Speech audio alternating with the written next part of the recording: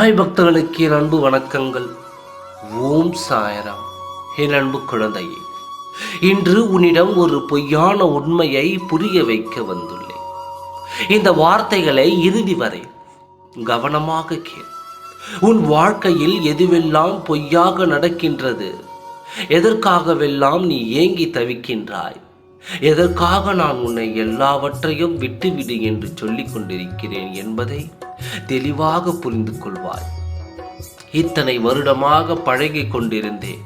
எனக்கு நம்பிக்கை துரோகம் செய்து விட்டார்கள். என் உண்மையான அன்பை புரிந்து கொள்ளாமல் பிரிந்து சென்று விட்டார்கள். என் நிஜமான நேசம் என்று கேள்விக்குறியாகிவிட்டது.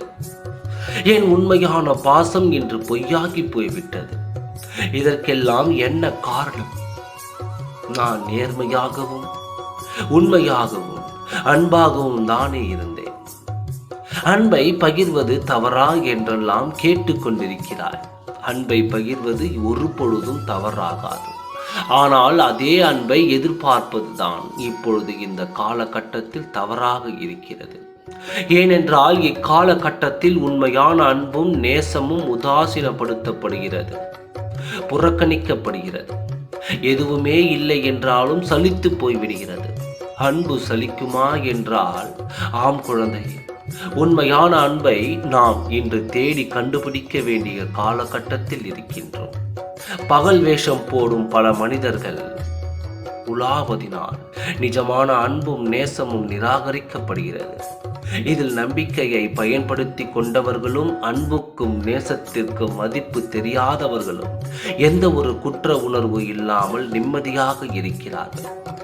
ஆனால் நிஜமான நேசத்தை சுமந்து நிற்கும் உன்னை போன்றவர்கள்தான் வலியால் இங்கு துடித்துக் கொண்டிருக்கிறார்கள். இந்த நிலைமையில்தான் நீயும் இப்பொழுது இருக்கிறாய். ஏன் என் வாழ்வில் இவ்வாறு எல்லாம் நடக்கிறது, இனி யாரை தான் நான் இங்கு முழுமையாக நம்புவது என்று நீ வருத்தப்படுவதற்கு ஒன்றும் இல்லை. ஏனென்றால் இந்த விஷயத்தில் வருத்தப்பட வேண்டியவர்கள் அவர்கள்தான். அன்பை புறக்கணிப்பவர்களை நஷ்டம் அடைபவர்கள், அன்பை உதாசீனப்படுத்தி செல்பவர்களே துரதிருஷ்டவாதிகள். ஏங்கென்று இங்கு உண்மையான நேசமும் நிஜமான அன்பும் தூய்மையான நம்பிக்கையும் அரிதாகிவிட்டது.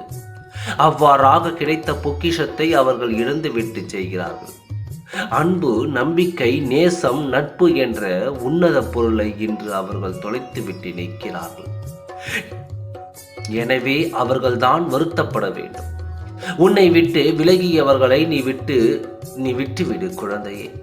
ஏனெனில் நீ இழந்தது ஒரு பொய்யான உண்மையை, ஆனால் அவர்கள் இழந்ததோ உண்மையான உன்னை. இப்பொழுது சொல், யார் வருத்தப்பட வேண்டியவர்கள்? இன்று உன்னை விட்டு சென்றவர்கள் வேண்டும் என்றால் அன்பு மதிப்பீடு செய்ய தெரியாதவர்களாக இருக்கலாம், நம்பிக்கையின் அர்த்தம் புரியாதவர்களாக இருக்கலாம். ஆனால் உன்னிடம் இருக்கும் அன்பும் நம்பிக்கையும் ஒரு பொழுதும் தோற்காது.